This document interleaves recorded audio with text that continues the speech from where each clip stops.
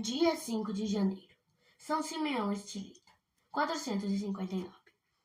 É erro pensar que temos obrigação de imitar sempre o exemplo dos santos. Em muitas coisas, não há dúvida, podem os santos servir-nos de modelo, e um dos fins da leitura que fazemos da sua vida é animar-nos na prática das virtudes, como sejam a humildade, a caridade, a penitência, etc. Virtudes que praticaram com heroicidade. O exemplo dos santos deu a Santo Agostinho ânimo e coragem para continuar na prática do bem. O que eles conseguiram? Perguntava a si próprio. Não poderiam conseguir? O modelo perfeito de todas as virtudes é Jesus Cristo, nosso Senhor. Para entrarmos no céu é preciso que sejamos imagens de Jesus, Filho de Deus. A imitação de Cristo é uma obrigação para todos, sem exceção. Esse é o meu Filho muito amado, quem deves ouvir. É a ordem de Deus. É a ordem de Deus Pai, dirigida a todos nós. Ordem uma recebemos de imitar os santos. E Jesus Cristo diz à igreja: Tu solos santos, só vós sois santo. Jesus é a luz e é a verdade. Nos santos pode haver e há imperfeições. Na vida dos santos há exageros e por esse motivo, nem sempre seus exemplos nos podem servir de modelo.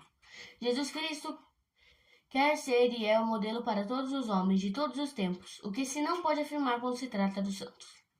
Só Jesus Cristo tem o direito de dizer: Aprendei de mim que sou manso e humilde de coração.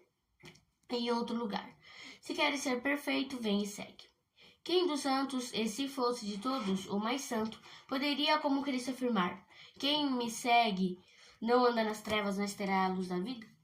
Feito este preâmbulo, siga a leitura da vida de São Simeão Estilita. Natural da Síria, viu Simeão a luz do mundo em 390. Até a idade de 14 anos, tinha por ocupação vigiar o gado no pasto.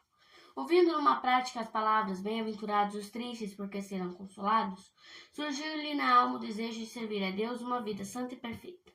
Para este fim entrou para o convento. Só 2 anos lá pôde ficar. Seu modo de pensar e mais ainda sua inclinação à prática de piedade e de penitência, que aos monges pareciam exageradas, e um tanto fora dos moldes da praxe comum, fizeram com que a permanência se lhe tornasse impraticável. Um outro convento abriu-lhe as portas.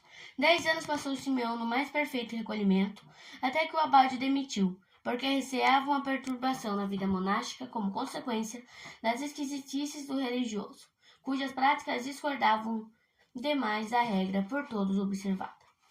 Simeão procurou então a solidão de uma montanha muito alta, onde construiu uma cela sem coberta, para que não pudesse assaltar as ideias de afastar-se daquele sítio. Pôs no pescoço e no pé direito uma cadeia de ferro muito pesada, cuja outra extremidade estava presa à rocha.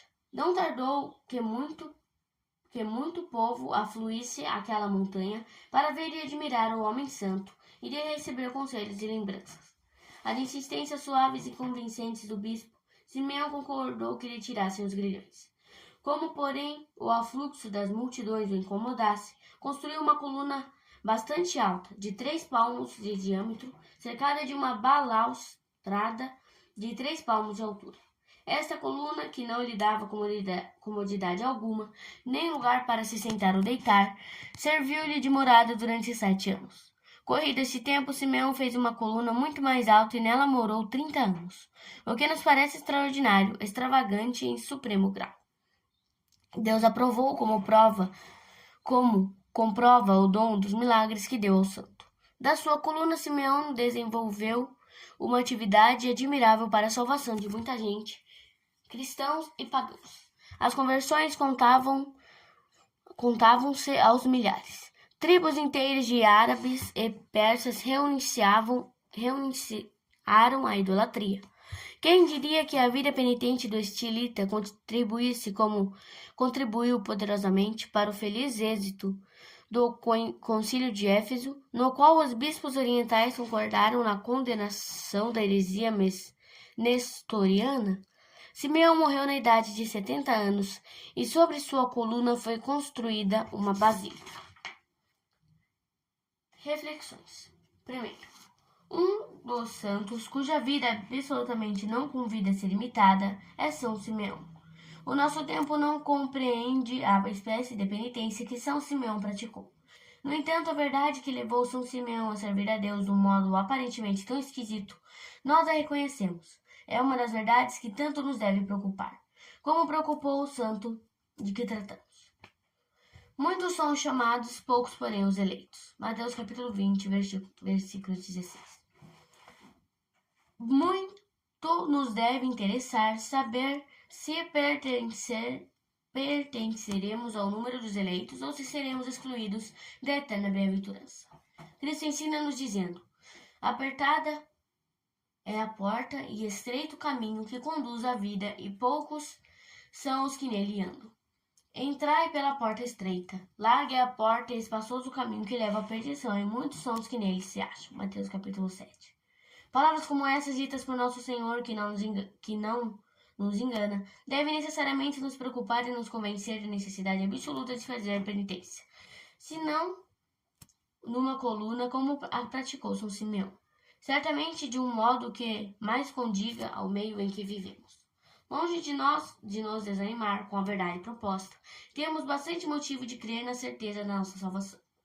Se todos os homens, sem exceção alguma, são destinados para o céu, se todos igualmente de Deus recebem as graças suficientes para alcançar este fim, se está no poder de cada um fazer ou não o que Deus manda, claro está que também para nós é possível o prêmio eterno, que é a eterna glória.